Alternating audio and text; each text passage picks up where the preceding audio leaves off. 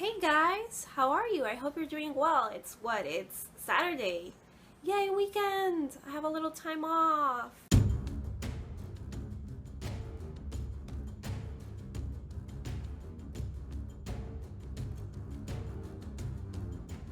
I'm trying a new recording method with my iPhone this time because I've been recording with an old digital camera that I had that I don't really use anymore except to record videos, but it only records up to 720p, so I think my iPhone is slightly better quality, and I think I'm going to be using the iPhone at least until I can get my tripod, a tripod that I'm getting for my professional Nikon camera. And then I can really bring you guys quality videos, but my tripod broke, the one I had, so I have to get a new one, and a friend was gracious enough to get me a tripod, so I'm waiting for him to give me that, and then I hopefully will be doing great quality videos for you guys, because I want this vlog to look fantastic. That's my goal. Okay, so what am I going to be talking about today? I'm going to be talking about Shadowhunters, the show. That's right, the show that everyone loves to hate. I know I promised I'm going to be reviewing Clockwork Angel and the Magnus Bane Chronicles, or the Bane Chronicles, and those are the videos that I'm going to be doing this week. Hopefully I have enough time to do both of them and finish reading Lady Midnight so I can do a review of that also. But today I want to talk about Shadowhunters because it's been a very controversial show, and yeah, I actually love it. I love the Shadowhunters show. First off, I want to start off by saying that I've been a Mortal Instruments fan since 2007. I think that's when I read City of Bones on my first year of college. I remember seeing it at Borders when I was shopping for some Twilight stuff, because if you don't know me from my previous channel, I was a huge Twihard back in the day. And one day when I was shopping in Borders, I saw City of Bones, and it had the blurb on the back, or on the front, I can't remember, by Stephanie Meyer, the author of Twilight. And I thought, if Stephanie Meyer likes this, I should probably read it. So I picked it up, and I've been with Mortal Instruments ever since. And it's 2016 and I'm still reading it and keeping up with stuff. Even though the last few years after City of Falling Angels came out, I kind of was out of the loop for a while. I actually haven't even read the Shadowhunter Chronicles because I haven't had the time, and I didn't know they existed until a few months back. So yeah, I've been kind of out of the loop of Mortal Instruments for a few years after the last book came out. But I was aware of Shadowhunters from the moment they announced it, and I was so happy they were doing it because the Mortal Instruments movie was such a huge disappointment to me. Like, I don't think there's anything about that movie that I like, except perhaps like the 5 seconds that Magnus Bane was in it. The rest of it was kind of just terrible. I guess I liked Lily Collins as Clary. She was good. The rest of the cast was just like, I don't know. Like, I don't know. Jamie did not look like Jace to me. And I don't think he's that great of an actor, honestly. And the rest of the cast, I just have like zero opinions about. And yes, it was faithful to the first book for the most part, but it wasn't good faithful, so that means faithful isn't always good. Sometimes it can be bad, like really bad. So I was super relieved, and I still am. I'm so happy they're doing this show, even when I found out that it wasn't gonna be faithful entirely to the book, they were gonna change things. I was totally fine with that, and I think it's really paid off. Like, I went in there knowing that this was not going to be exactly like the book, and I'm great with it. I'm like so more than great with it. I'm fine with it. I'm having such a fun time, like, every week watching the episodes and discussing them online. I haven't been following a TV show like this since probably Legend of Korra a few years back, So it's fun, and I'm enjoying it, and I'm enjoying not knowing what's going to happen next, because I have no idea where they're going. You know, they could do things like the book, and they could like do things completely different from the book, how they've been doing lately. So before I start getting into specifics, I just want to give you guys a huge spoiler warning, a spoiler alert right here, right now. If you don't want to be spoiled for all the episodes of Shadowhunters until today, which were 9 episodes in, then you should stop watching now. And when you watch, then you can come back and see my thoughts on it. How about that? Sounds good? Awesome. So yeah, spoiler alert. Opinions on Shadowhunters. I really love the cast.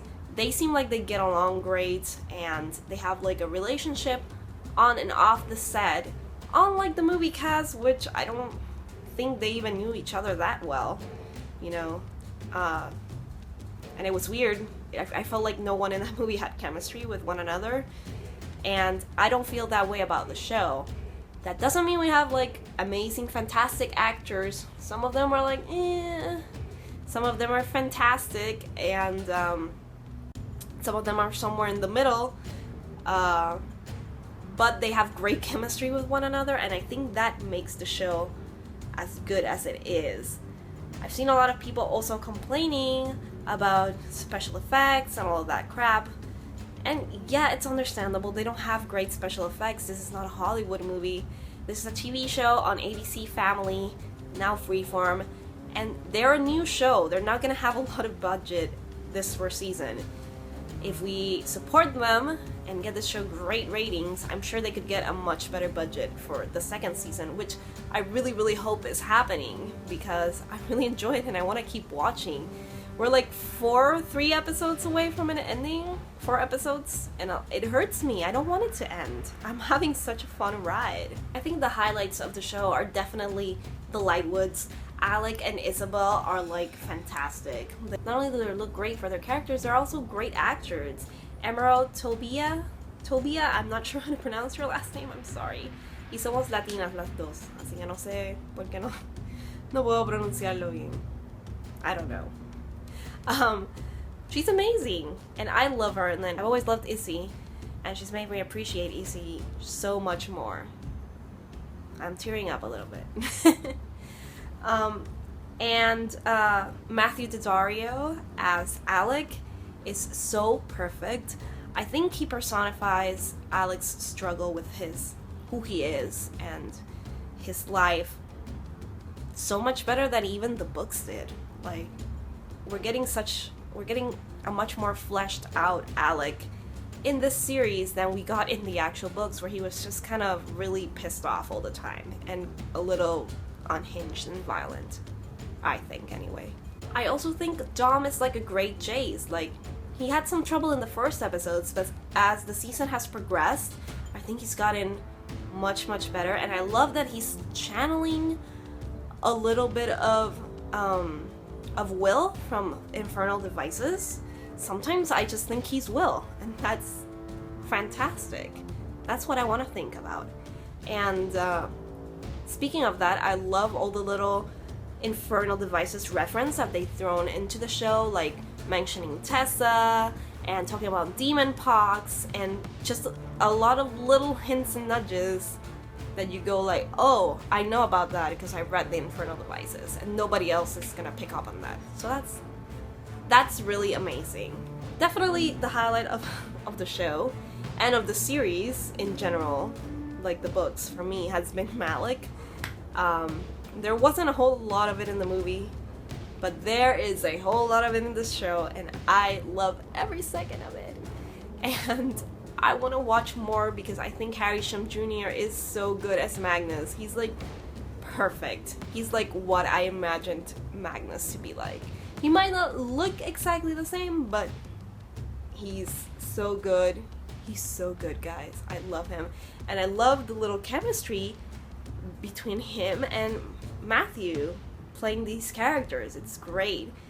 And yes, things haven't progressed in Malik as well as they did in the novels, you know, with all the Lady Branwell and I like being a little stupid and marrying someone and all that stuff. But I'm sure we'll get there eventually. Hopefully. I hope. We have a few episodes to go.